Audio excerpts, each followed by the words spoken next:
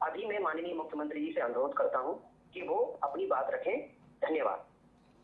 मेरे प्यारे हरियाणा के भाइयों बहनों, आज एक विशेष प्रकार के विषय की बात करने के लिए मैं आपके साथ जुड़ा हूं।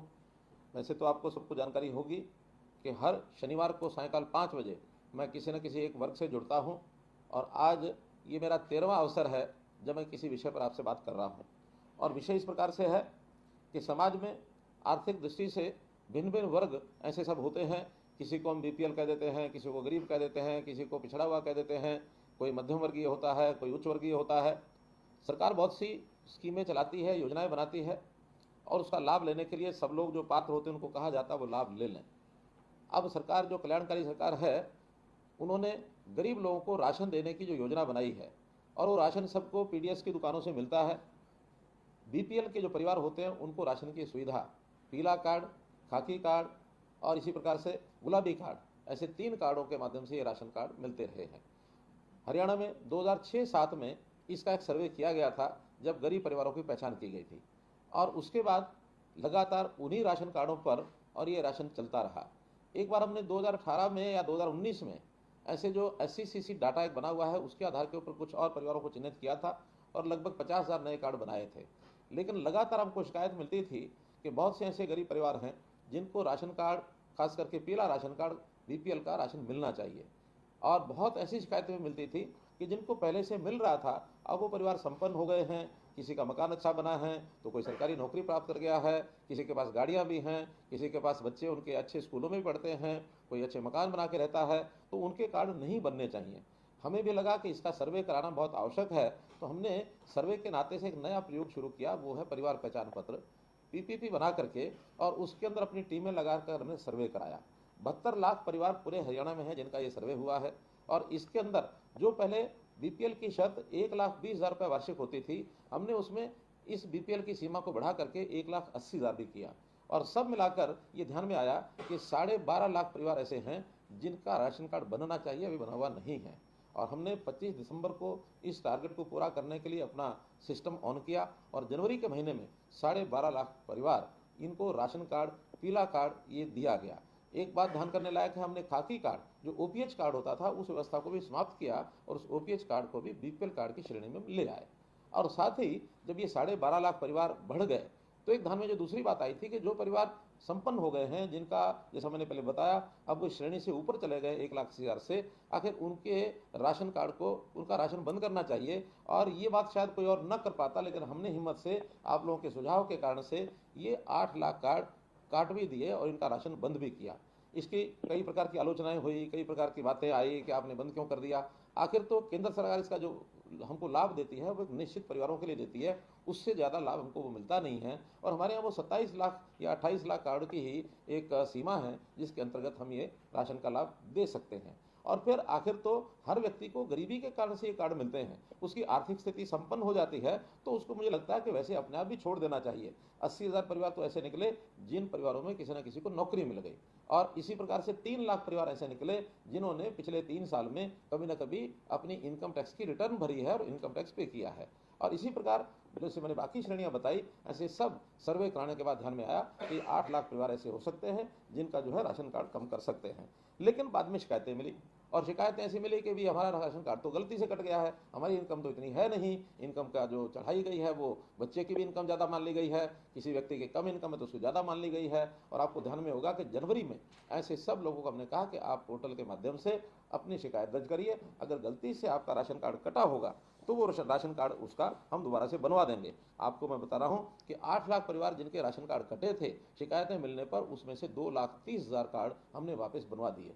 और वो 2,30,000 परिवारों में से आप लोग ऐसे हैं जिनके राशन कार्ड जो पहले बनाए गए और फिर बाद में शिकायत पर उसका एक बार सर्वे करा करके उसको दोबारा कार्ड बनवाया। मैंने ऐसी श्रेणी को आज बातचीत के लिए अपने साथ बुलाया है। मैं समझता हूं आप सब वो लोग हैं जिनका राशन कार्ड एक बार कटा है और बाद में फिर ये राशन कार्ड बना है, क्योंकि अभी भी मैं विश्वास करता हूं कि काम करते समय कोई कभी भी गलत काम कभी नहीं किया है, हमने हमेशा ठीक काम करने की कोशिश की है। हाँ, काम करते समय गलती हो सकती है, गलत काम करने में और गलती होने में एक जो बहुत मोटा अंतर है वो नियत का अंतर होता है। अगर आप हमारे पर विश्वास करें तो मैं आपको विश्वास दिलाना चाहता हूं कि हमारी नीयत में कोई अंतर नहीं है। हम हर उस गरीब परिवार को जिसके घर में 2 समय का भोजन नहीं बन सकता या मानो 1,80,000 से नीचे इनकम है तो उसको राशन कार्ड जरूर पहुंचना चाहिए। 1 लाख रुपए की इनकम के परिवार वालों में से किसी न किसी को मुख्यमंत्री अंत्योदय परिवार उत्थान योजना जो हमने चलाई है उसमें किसी को रोजगार मिलना चाहिए। अगर वो कहीं कोई प्राइवेट काम करना चाहता है, पैसे की उसको आवश्यकता है, तो हम बैंक से लोन लेकर के भी देते हैं। ये काम भी हम कर रहे हैं गरीबों के लिए। इसी प्रकार हमने जो गरीब परिवार हैं उनको आयुष्मान भारत के नाते से 5 लाख, आयुष्मान कार्ड के नाते से योजना जो बनाएगी प्रधानमंत्री जी ने बनाई, 5 लाख रुपया हर परिवार का स्वास्थ्य बीमा योजना, ये भी सबको लेके दिया। 15.5 लाख परिवारों को इस योजना का लाभ ये केंद्र सरकार ने दिया। फिर भी हमें लगा कि ये योजना और लोगों को मिलनी चाहिए। जैसे हम राशन कार्ड अभी 27 लाख पहले वाले और जो नए 4 लाख या 5 लाख और जुड़े हैं, लगभग 32 लाख से ऊपर लोगों को राशन कार्ड मिला है। ऐसे सब लोगों को आयुष्मान भारत का लाभ एक नई योजना चिरायु हरियाणा करके जोड़ी, उन लाभ देने के लिए भी हम आगे आए हैं। इसके बाद बल्कि एक सुझाव ये आया था कि आखिर 1,80,000 से ऊपर कोई एक सीमा लगभग 3 लाख रुपए की रखी जाए और ऐसे लोगों से खर्च का कुछ हिस्सा ले लिया जाए। हमें जब ये औसतन बताया गया कि एक परिवार पर हिस्से में 3,000 रुपया आता है तो ये तय किया कि उसमें 1,500 रुपया ये परिवार दे देंगे, 1,500 रुपया सरकार दे देगी। आखिर 125 रुपया महीना दे करके किसी परिवार को 5 लाख रुपए का बीमा मिलता है, वो लाभ होता है। तो कभी भी परिवार का कोई आदमी जिसको अस्पताल में खर्च यानी आवश्यकता पड़ती है, उसका खर्च 5 लाख तक वो सुनिश्चित हो जाए तो उस परिवार का बहुत बड़ा लाभ होता है। तो हमने वो योजना भी अभी लॉन्च करनी है। उसमें सब लोगों को आह्वान करेंगे कि वो लोग इकट्ठे 500 रुपया एक साथ, अथवा कोई वेतनभोगी व्यक्ति है तो 125 रुपया महीना अपनी सैलरी में से कटा देगा तो उस योजना का वो लाभ भी ले सकता है। यहीं तक सीमित नहीं रहे, हमने कहा कि ऐसे जो लोग हैं जो बीमार हुए नहीं हुए हों लेकिन कभी भी उनको कोई अस्वस्थता का कारण बन सकता है, तो ऐसे लोगों का क्यों नहीं एक बार यानी शारीरिक स्वास्थ्य परीक्षण ये होना चाहिए। हमने इस योजना को भी लागू कर दिया है और इस योजना का नाम रखा है निरोगी हरियाणा। और जितने भी हमारे हॉस्पिटल्स हैं, जितने हमारी CSCs हैं जहाँ पर ये टेस्ट करवाए जा सकते हैं, ऐसे सब जगह वो टेस्ट कराने शुरू किए हैं। अभी तक 4.5 लाख लोगों का ये टेस्ट परीक्षण हो चुका है। बड़ी संख्या है, 1 करोड़ के लगभग संख्या है। हम आगे चल करके जितने प्राइवेट हॉस्पिटल हैं, जितने लैब्स हैं टेस्ट करने वाली, इन सबको भी एक सरकारी उनके साथ समझौता करके इनके वहाँ भी ऐसे जो परीक्षण हैं उनको करने का और एक हम कार्यक्रम लेने वाले हैं ताकि करोड़ों की जनता का जो परीक्षण है ये पहले हो सके। जब स्वास्थ्य परीक्षण होगा तो छोटी बड़ी कमी चाहे जो भी नजर आएगी उसका समय पर इलाज कराना ये कई बार संभव हो पाता है। अगर पता न लगे तो बीमारी इस स्तर तक पहुंच जाती है कि कई बार तो वापस लौटना भी मुश्किल हो जाता है कि बीमारी गंभीर हो जाती है। गंभीर बीमारी, लाइलाज बीमारी, तो जीवन भी जोखिम में पड़ जाता है। तो प्रारंभ में ही अगर कुछ चीज़ मिल जाती है तो उसको उसके हिसाब से ठीक किया जाता है। जैसे कहावत है अंग्रेजी में, nip the evil in the bud, कि कोई भी ऐसी बुराई है उसको प्रारंभिक चरणों में उसको समाप्त कर देना चाहिए। तो यही हमारे शरीर के रोग के साथ है। अगर प्रारंभिक भी कोई जानकारी मिल जाए तो उसका तुरंत इलाज कराना संभव हो जाता है, उसका भी हमको लाभ हो सकता है। तो मित्रों, हमारी सरकार ये गरीब की सरकार, ये उस ज़रूरतमंद की सरकार, नीडी आदमी की, जिसको समय पर जो लाभ मिलना चाहिए वो मिल सके, इसके लिए हम काम करते हैं। हाँ, एक बात का मैं और निवेदन हमेशा करता हूँ कि किसी को भी गरीब रहने में, गरीब कहलाने में आनंद नहीं आता है। आखिर गरीब हमारी मजबूरी हो सकती है। हमें प्रयत्न करके इस गरीबी में से बाहर कैसे निकलना, इसमें सरकार सहयोग करेगी। हम बाकी जो समाज में बहुत समाजसेवी संस्थाएं होती हैं, NGOs हैं, CSR के माध्यम से लोग काम करते हैं, इनको भी सबको कहते हैं कि आप लोग अपने आसपास के क्षेत्र में रहने वाले ऐसे लोगों को, उनको रोजगार के नाते उनकी मदद करिए। रोजगार में हम उनको, बच्चों को शिक्षा दिलाते हैं, मुफ्त में शिक्षा, बाद में उनकी हुनर की विकास, उनका विकास, स्किलिंग कराते हैं और फिर कैंप्स लगा करके ऐसे गरीब परिवारों के लोगों को बुलाकर उनकी सहायता करते हैं ताकि वो लोग कमाई करके और कैसे 1 लाख से 1,80,000 तक पहुंचे और कैसे 1,80,000 से ऊपर इस सर्कल को छोड़ दें और उनका स्वाभिमान बढ़े। स्वाभिमानी होकर के वो ये कहें कि हाँ, अब हम पैरों पर खड़े हो गए हैं, अब हमको अगर ये जो सहायता सरकारी मिलती है ये छोड़नी भी पड़े तो ये हम छोड़ सकते हैं। आपको याद होगा कि प्रधानमंत्री जी ने एक बार गिव अप स्कीम चलाई थी और उस गिव अप स्कीम में जब गैस के सिलेंडर की सब्सिडी मिलती थी तो आह्वान किया था और उस समय यानी देश भर में 1 करोड़ लोगों ने, लगभग 1 करोड़ लोगों ने और गैस की सब्सिडी छोड़ दी थी। ऐसे ही ये समाज अपील पर बहुत काम करता है। मैं अपील का एक और उदाहरण आपको ध्यान कराता हूँ। जब 1966 में 65 में जब देश में लाल बहादुर शास्त्री प्रधानमंत्री थे, हमको पता है उस समय अन्न का संकट हुआ था। अपने देश में अन्न कम हो गया था खाने वाले लोगों की जितनी मात्रा थी उसकी तुलना में। उस समय देश के प्रधानमंत्री लाल बहादुर शास्त्री थे।